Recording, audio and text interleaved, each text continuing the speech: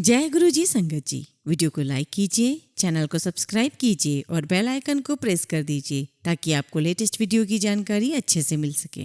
जय गुरु जी संगत जी। गुरु जी का अनंतम अनंतम शुक्राना। संगत जी, आज का सत्संग बहुत ही ज्यादा खास है। यह एक संगत की गुरु मिलन के बाद जीवन में बदलाव आया और कैसे गुरुजी ने ऐसा अद्भुत कार्य किया जो कोई नहीं कर सकता था का वर्णन करता है। संगत जी, आप इस सत्संग को अंत तक सुने और औरों को भी सुनाएं और गुरुजी की ब्लेसिंग्स के हकदार बने। आज का सत्संग हम दिल्ली की माथुर आंटी का लेंगे।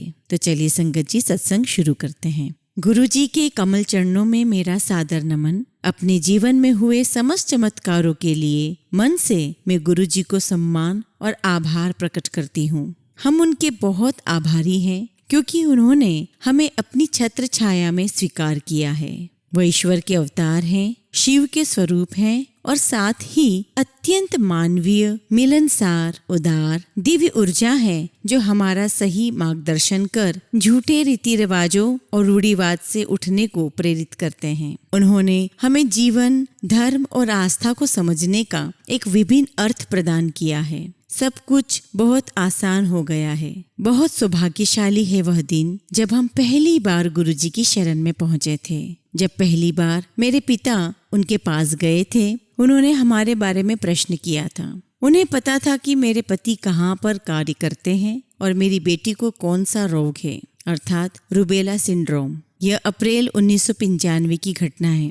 संगत जी, मेरी गर्भावस्था के पहले 3 महीने मुझे जर्मन खसरा हो गया था। इसलिए मेरी बेटी अदिति को जन्म से ही अनेक समस्याएं थी, जिसके कारण उसमें दृष्टि दोष था। उसे जन्मजात मोतियाबिंद, शॉर्ट ऑप्थाल्मिया, चेचक, अनेक प्रकार की आई डिसीजेस, फीवर से संबंधित बीमारियां उत्पन्न हो गई थी। अपने छोटे से जीवन के पहले 2 सालों में उसकी आंखों की 5 सर्जरियां हो चुकी थी, 3 मोतियाबिंद के लिए और शेष 2 अन्य आंखों की बीमारियों के लिए। इतना सब कुछ होने के बाद भी उसकी दृष्टि में, उसके विजन में कोई विशेष अंतर नहीं आया था। अखिल भारतीय आयुर्विज्ञान संस्थान के डॉक्टर्स को भी कोई विशेष उससे आशा नहीं थी।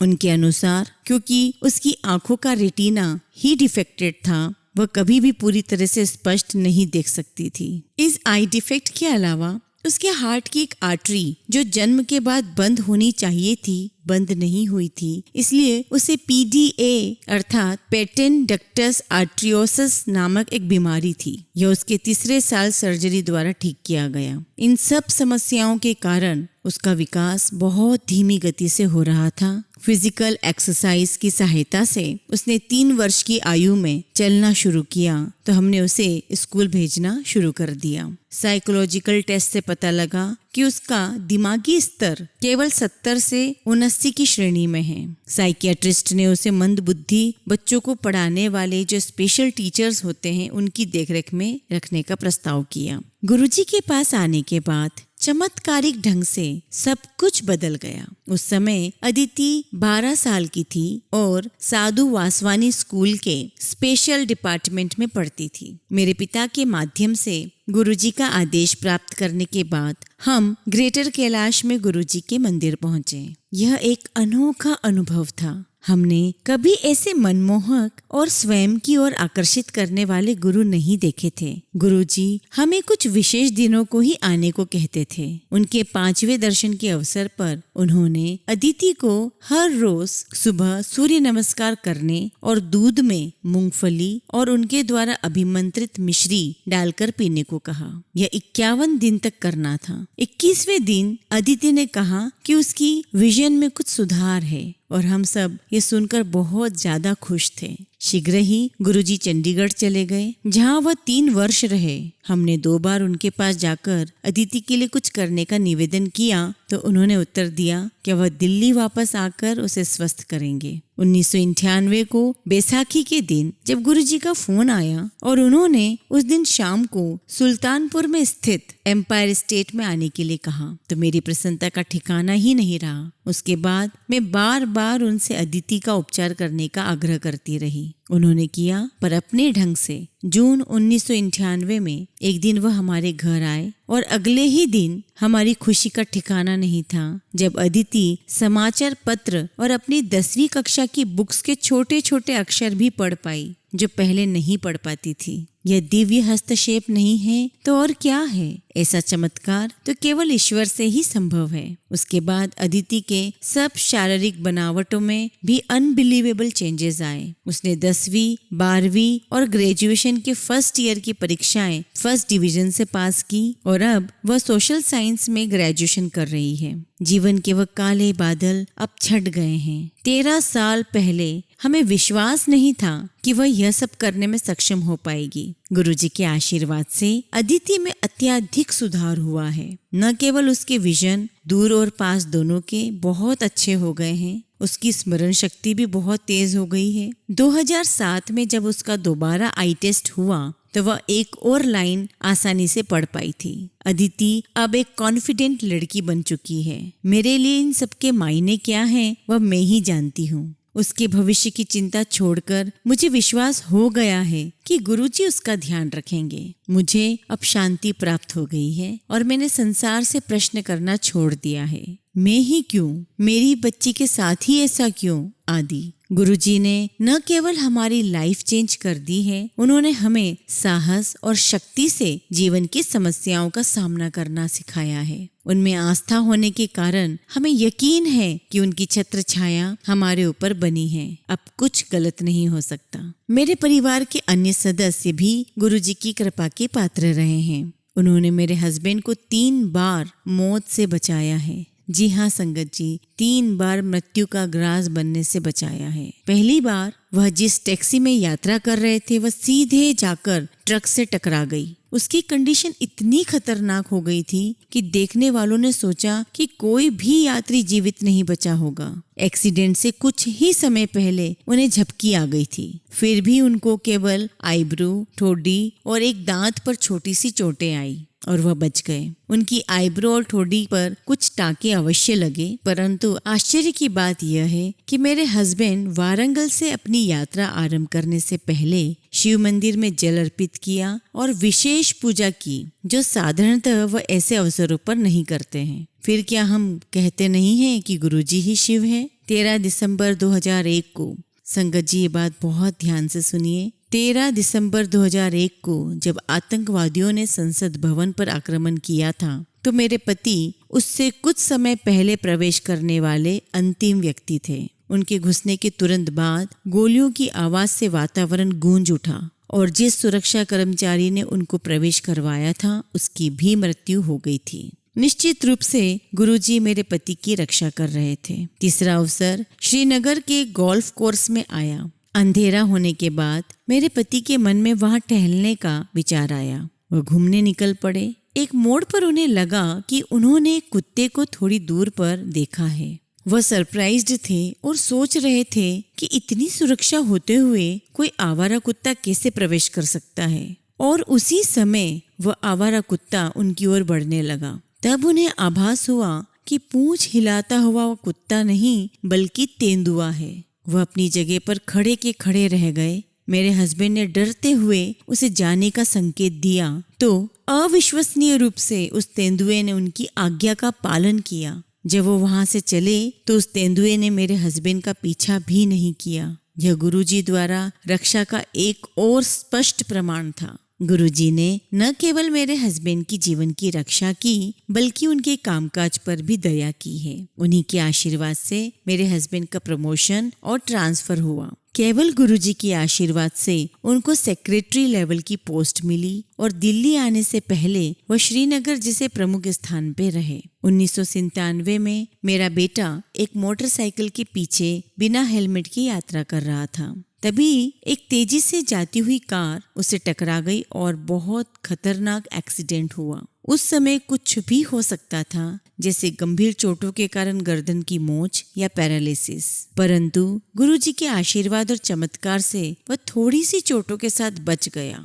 जब स्वस्थ होकर मेरा बेटा गुरुजी के पास गया तो गुरुजी ने उसे बताया कि उन्होंने ही उसकी जीवन की रक्षा की है। संगत जी, मुझे भी गुरुजी ने अपने स्नेह से वंचित नहीं रखा है। 20 साल से मुझे अस्थमा अटैक आते थे और मैं अक्सर स्टीरॉइड की गोलियां खाती थी। मैंने हमेशा गुरुजी से अपने बच्चों के लिए ब्लेसिंग्स मांगी थी, पर अपनी समस्या उनके सामने कभी प्रकट नहीं की। 3 साल पहले मुझे अचानक आभास हुआ कि मेरा सांस संबंधी रोग समाप्त हो चुका है। गुरुजी ने बताया कि उन्होंने मुझे स्टीरॉइड से मुक्त कर दिया है, जो पूर्ण रूप से सत्य है, क्योंकि उसके बाद मुझे कभी उनकी आवश्यकता ही नहीं पड़ी। पिछले 3 समर सीजन से मुझे हल्का हल्का फीवर आने लगा था, जो 6 महीने तक रहता था और मैं कमजोर होती जा रही थी। ब्लड टेस्ट कैंसर और टीबी के संकेत दे रहे थे। डॉक्टर्स कई सारे टेस्ट करवाने को कह रहे थे। मेरे हस्बैंड ने मेरी समस्या गुरुजी को बताई तो उन्होंने हर रोज अभिमंत्रित पान के पत्ते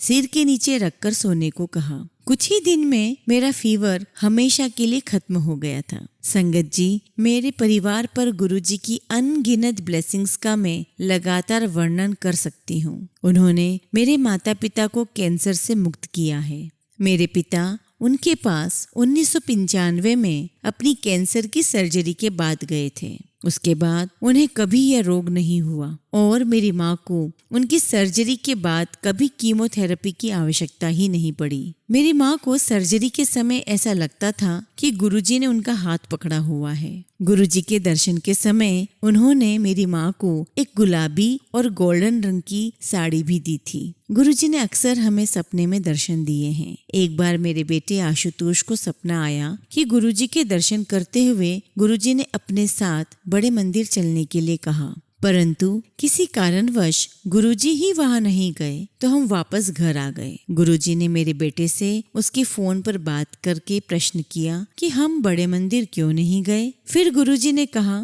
कि वह उसे कुछ दिखाएंगे। उसके बाद जो हुआ वह दिव्य दर्शन है। जी हाँ संगत जी, मेरे बेटे ने हमारे बरामदे में अपने से दूर जाती एक भव्य आकृति देखी। जानने को उत्सुक कि वह कौन है, उसे शिवजी की जटाएं और त्रिशूल दिखाई दिए। फिर वह आकृति उसकी ओर मुड़ी। फिर शिवजी ने पहले हनुमान जी और उसके बाद गणेश जी के रूप धारण किए। हमारे बेटे को वास्तव में आशीष प्राप्त हुआ है। गुरुजी ने जो कुछ भी हमारे लिए किया है उसके लिए मैं उनका तहे दिल से आभार प्रकट करती हूँ। जब गुरुजी ने हमें संरक्षण दिया तब डॉक्टर ने अदिति को पूरा ठीक करने में अपनी असमर्थता व्यक्त कर दी थी। उसका रोग निवारण गुरुजी की दिव्य शक्तियों का प्रत्यक्ष प्रमाण है। कोई भी शब्द गुरुजी की महानता व्यक्त नहीं कर सकते। उन्होंने हमारा जीवन बदल दिया है, आस्था से ऊर्जा और स्फूर्ति प्रदान की है, हमें स्थितियों को स्वीकार करना सिखाया है और हमें साहस और शक्ति का समावेश किया है। वह छप्पर फाड़ कर देते हैं और बदले में मात्र पूर्ण आस्था की आशा करते हैं। हमें अपना जीवन का नया अर्थ मिला है। मेरा विश्वास है कि वह परमात्मा के अवतार हैं। उन्हें चाहे किसी भी नाम जैसे शिव, कृष्ण या गुरु नानक से पुकार ले, वह तो एक ही रूप है। हमारे जीवन के सब चमत्कार दिव्य शक्ति से ही संभव थे। मैं सदा उनकी शरण में रहने की विनती करती हूँ। वह संगत धन्य है जो बिना किसी इच्छा से उनकी सेवा करते हैं। उनके परिवार में, उनकी छत्र छाया में सब एक समान है। वह सबको अनुभव, सुख और दुख बंटवा कर जैसा एक परिवार में सदा होता रहा है, सच्ची नम्रता और दीनता का पाठ देते हैं। वास्तव में हम उन्हें इस विशाल ब्रह्मांड में मानव ब्रह्म के रूप में देखते हैं। गुरुजी के बारे में इतना कुछ कहना अभी शेष है। मुझे अपना यथास्थान दिखाने की उनकी अनोखी शैली थी। वो कहा करते थे, मंगा न कर, यूं ही टुरदी फिरदी है पंडिता दे कोल, से लेकर उनकी रहस्यमय मधुर दिव्य मुस्कान या फिर घर में अचानक वह सुगंध जो उनकी प्रत्यक्ष उपस्थिति की ओर संकेत देती है। फिर वह ओम जो अचानक ही पहले घर में उनके सब कैलेंडरों पे प्रकट हुए और उसके बाद घर के पूरे फर्श पर सैकड़ों की संख्या में छपे हुए दिखाई दिए कि समझ ही नहीं आ रहा था कि चलते हुए पैर कहाँ रखें। जब मैंने उनसे इसका उल्लेख किया तो वह बोले, देख दी चल। फिर एक बार उनके द्वारा अभिमंत्रित तांबे के लोटे के जल का स्वाद उसी अमृत सा हो गया जो उन्होंने सबसे पहले चखाया था।